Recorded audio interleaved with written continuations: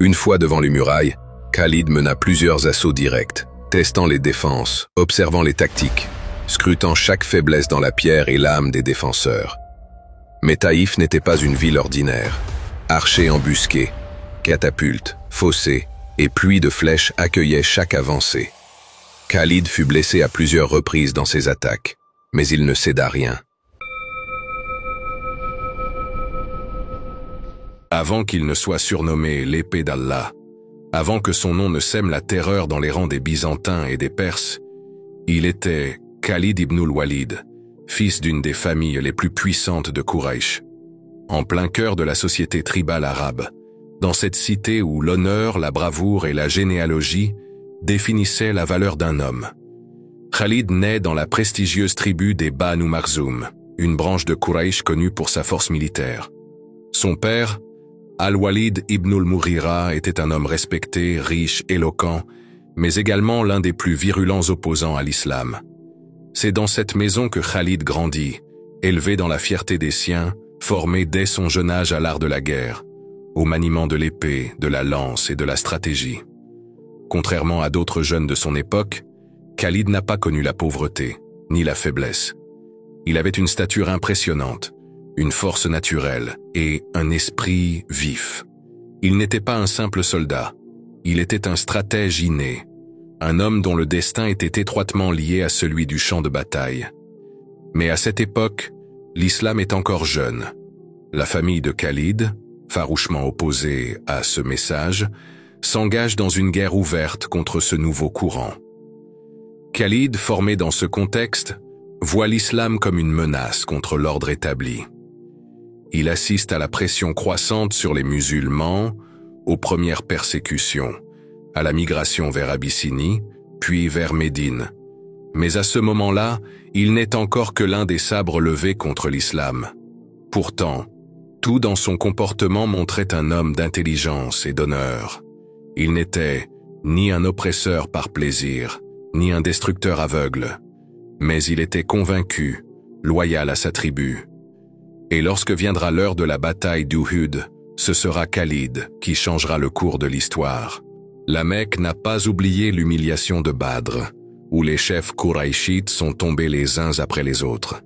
Parmi eux, Utbah ibn Rabi'a, Shayba, Abu Jahl et le frère de Khalid lui-même, Al-Walid ibn al-Walid, lui fut capturé. Khalid ibn al-Walid n'était pas présent à Badr, mais la défaite résonne comme un affront personnel.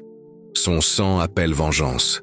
Les Quraysh lèvent une armée de 3000 hommes, dirigée par Abu Sufyan. Et parmi les commandants de cavalerie figure un nom qui commence à s'imposer, Khalid ibn al-Walid. En face, le prophète est sorti avec 700 compagnons seulement. Il positionne ses troupes de manière stratégique et place 50 archers sur le mont Archer, Jabal-ul Rouma, leur ordonnant de ne jamais quitter leur position, qu'ils voient la victoire ou la défaite. Khalid observe. Il analyse. Il ne se précipite pas. Il attend. La bataille commence, et les musulmans, par la permission d'Allah, prennent rapidement l'avantage. Les Quraysh reculent. Des bannières tombent. Les soldats fuient, et la victoire semble acquise. Mais les archers, croyant la bataille terminée, quittent leur poste pour rejoindre le butin. Khalid voit l'ouverture. C'est un tacticien de génie, un homme qui lit le terrain comme un livre ouvert. Il contourne rapidement la montagne avec sa cavalerie, attaque par l'arrière et renverse la situation. La confusion s'installe. Les musulmans sont pris en tenaille. Le prophète lui-même est blessé. Plusieurs compagnons tombent, dont son oncle Hamza ibn Abd al-Muttalib, radiyallahu anhu, le lion d'Allah. Ce jour-là, Khalid ne combat pas pour l'islam, mais il fait preuve d'un génie militaire exceptionnel, que même ses ennemis reconnaîtront plus tard. Cette victoire partielle pour Quraysh n'a pas le goût de triomphe, car ils n'ont ni tué le prophète ni brisé l'unité des musulmans. Mais pour Khalid, ce jour marque un premier face-à-face stratégique avec l'homme qui changera sa vie, Muhammad. Et au fond de lui, une question commence à naître. Pourquoi cet homme ne tombe-t-il jamais? Pourquoi ses compagnons se relèvent-ils toujours, même dans la défaite? Le sabre de Quraïch commence à douter. Après la bataille d'Uhud, Khalid ibn al-Walid est acclamé à la Mecque comme un héros. Mais dans son cœur, un silence s'installe. Il a vu de ses propres yeux ce qu'aucune armée n'explique. Ce jour-là à Uhud, il a cru que l'affaire était finie. Mais même blessé, même encerclé, le prophète Muhammad ne s'est pas effondré. Et ses compagnons, ces hommes simples, se jetaient sur lui pour le protéger avec leur corps. Khalid, le stratège, n'a pas oublié. Pendant 4 années, Khalid reste à la Mecque. Il ne participe pas à la bataille d'Al-Khandaq. Il refuse également de s'enfoncer davantage dans l'hostilité. Quelque chose le retient. Un jour, son frère Al-Walid ibn al-Walid, qui avait été capturé à Badr mais libéré, lui envoie une lettre secrète depuis Médine. Il lui écrit « Ô Khalid, je t'étonne. Ton intelligence ne peut ignorer que Muhammad est véritablement un prophète, et quiconque meurt sans croire en lui, meurt en perdition. » Ces mots le secouent. Il observe les musulmans. Leur communauté ne cesse de grandir. Leur comportement impressionne. La haine n'a plus de sens. Un jour, Khalid marche vers la Kaaba.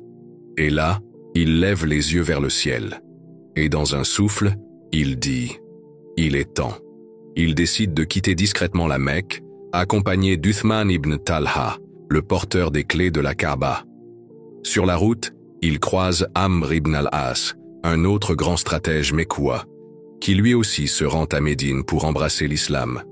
3 esprits brillants, 3 hommes respectés, 3 futurs piliers. Quand Khalid arrive à Médine, il est conduit vers le prophète. Le silence est lourd. Khalid s'avance, pose sa main dans celle du messager d'Allah et dit « J'atteste qu'il n'y a de divinité qu'Allah, et que tu es le messager d'Allah. Louange à Allah qui t'a guidé, ô Khalid. J'ai toujours vu en toi une grande intelligence, et je savais qu'elle ne pouvait te mener qu'au bien. » Puis, devant ses compagnons, le messager d'Allah prononça une parole inoubliable. « Khalid est une épée parmi les épées d'Allah, qu'il a dégainée contre les mécréants. » Dès lors, l'épée n'allait plus jamais être rengainée. Quelques mois après sa conversion, une mission militaire fut lancée. 3 commandants furent nommés successivement. Zaïd ibn Haritha, Jafar ibn Abi Talib et Abdullah ibn Rawaha. Mais tous 3 tombèrent en martyrs face aux armées byzantines. Le drapeau fut alors pris par un homme fraîchement arrivé dans l'islam, Khalid ibn al-Walid. Bien que nouveau musulman, son génie militaire fit la différence. Avec une armée épuisée et désorganisée, Khalid réussit à manœuvrer habilement pour éviter l'anéantissement et retirer les troupes musulmanes en sécurité. Pour cette manœuvre stratégique, le prophète lui donna le surnom de Sayf Allah al-Masloul, l'épée d'Allah dégainée. Moins d'1 an plus tard, l'heure était venue. Le prophète marcha avec une armée de 10 000 hommes vers sa ville natale, la Mecque. Parmi eux, en tête de colonne, Khalid ibn al-Walid. Le plan du prophète était clair, prendre la ville sans effusion de sang. Mais une poignée de Quraïchites armés résistèrent à la porte sud. C'est Khalid qui fut chargé de les affronter. En un éclair, il les neutralisa et ouvrit la voie vers la victoire. La Mecque était conquise, les idoles furent détruites, et Khalid, jadis l'ennemi acharné de l'islam, devint un pilier de sa victoire. Après la conquête de la Mecque, plusieurs tribus arabes refusèrent encore de se soumettre. Parmi elles, Banu Jadarma, une tribu ayant un passé trouble avec les musulmans. Envoyés à leur rencontre, Khalid leur proposa l'islam. Ils acceptèrent, mais certains soldats parmi les musulmans mal interprétèrent leurs intentions et déclenchèrent un conflit. Lorsque la nouvelle parvint au prophète, il fut profondément peiné et déclara « Ô mon Seigneur, je me désavoue de ce qu'a fait Khalid. » Khalid, dès qu'il comprit l'erreur, regretta amèrement. Il offrit de sa propre fortune pour indemniser les victimes. Cet événement marqua une profonde leçon d'humilité pour lui et renforça encore plus sa soumission à la justice divine. Khalid n'était plus seulement un commandant. Il devenait un homme brisé, reconstruit par l'islam. De Mourta à la conquête de la Mecque, en passant par les premières escarmouches dans le Najd, L'épée d'Allah s'aiguisait, prête à ouvrir les portes d'un monde nouveau. Et ce n'était que le début. Après la lourde défaite des Hawazin à Hunayn, les survivants de Thaqif se replièrent dans leur forteresse de Taïf, une cité haut perchée, protégée par de hautes murailles et des armes redoutables. Là-bas, ils espéraient épuiser les musulmans dans un siège long et désespéré. Le prophète décida de poursuivre l'élan. Il mit le cap sur Taïf à la tête de son armée, Khalid en tête des avant-gardes. La ville, symbole de fierté, avait autrefois rejeté et blessé le prophète. Elle allait maintenant affronter le sabre de l'islam. Une fois devant les murailles, Khalid mena plusieurs assauts directs, testant les défenses, observant les tactiques, scrutant chaque faiblesse dans la pierre et l'âme des défenseurs. Mais Taïf n'était pas une ville ordinaire. Archers embusqués, catapultes, fossés et pluies de flèches accueillaient chaque avancée. Khalid fut blessé à plusieurs reprises dans ses attaques, mais il ne céda rien. Son rôle ne se limitait pas à l'épée. Il maintenait le moral, il organisait les tranchées, il protégeait les catapultes en construction. Il était le cœur battant du siège. Pourtant, malgré leur courage, les musulmans ne purent forcer la ville. Le prophète décida de lever le siège après quelques semaines, voyant que la victoire ne viendrait pas dans l'instant. Mais ce n'était qu'un recul stratégique. Taïf allait revenir sur la voie, plus tard, par la sagesse et la foi. Après Taïf, une autre mission attendait Khalid. Rétablir la paix et la loyauté des tribus bédouines du centre de l'Arabie, dans la région du Najd. Des poches de résistance, des alliances vacillantes, et quelques chefs rêvant de gloire personnelle menaçaient l'unité de l'islam. Khalid fut envoyé comme commandant, non pas pour faire couler le sang, mais pour montrer la force du califat et préserver l'ordre. Il avançait de tribu en tribu, accompagné d'une poignée d'hommes, armé d'une langue sage et d'un sabre juste.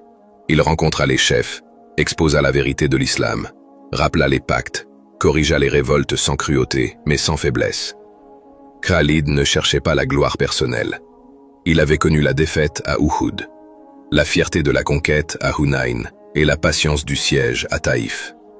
Il avait vu la valeur de chaque goutte de sang, qu'elle soit musulmane ou ignorante encore de la vérité. Par sa fermeté, il prépara l'Arabie à entrer dans l'ère des grandes conquêtes, unifiée, forte et disciplinée. Dans ses campagnes, Khalid ibn al-Walid prouve qu'il est plus qu'un guerrier. Il devient un stratège d'unité, un gardien de l'ordre, un homme d'équilibre entre la force et la foi. La poussière du Najd s'était apaisée sous les pas de son cheval. Mais bientôt, ce même cheval franchirait les frontières de l'Empire byzantin, vers les batailles les plus légendaires de l'histoire de l'islam. Après la mort du prophète, Khalid ibn al-Walid, radiyallahu anhu, continua de briller. Sous le califat d'Abu Bakr, radiyallahu anhu, il mena les campagnes contre les apostates, puis conquit l'Irak, puis la Syrie. Chaque victoire semblait impossible, jusqu'à ce qu'il apparaisse sur le champ de bataille. Et pourtant, alors qu'il était au sommet de sa gloire, un ordre tomba. Froid, inattendu. Omar ibn al-Khattab te démet de ton commandement. Une décision de justice, non d'émotion. Quand Omar, radiyallahu anhu, devint calife, il prit une décision que beaucoup ne comprirent pas à première vue.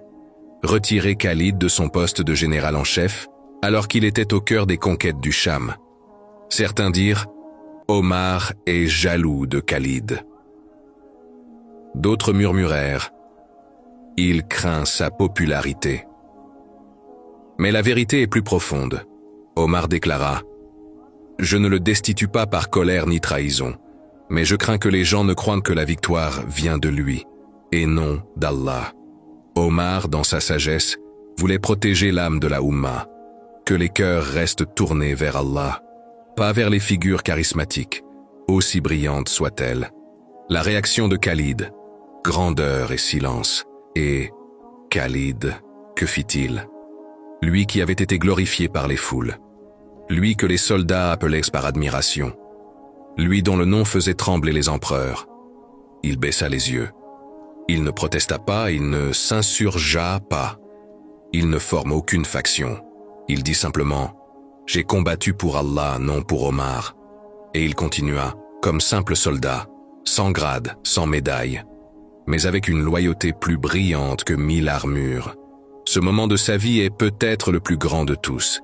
Pas une victoire militaire, mais la victoire contre soi-même, contre l'orgueil, contre la renommée, contre l'illusion d'importance.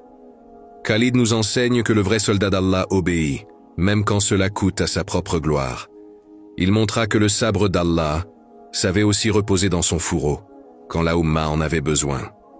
Khalid ibn al-Walid mourut peu de temps après, dans son lit à 50 ans environ. Il pleura, non de regret, mais d'étonnement. J'ai participé à tant de batailles. Il n'y a pas un endroit sur mon corps sans cicatrice, et pourtant, je meurs comme un chameau dans son étable. Mais ce que Khalid ne voyait peut-être pas, c'est que son nom resterait gravé. Pas pour son épée, mais pour sa fidélité à Allah et à son calife. Aujourd'hui encore, les noms des généraux tombent dans l'oubli. Mais le nom de Khalid ibn al-Walid est prononcé avec honneur par des millions de musulmans, parce qu'il a accepté d'être effacé pour Allah. Et c'est cela, le véritable héros.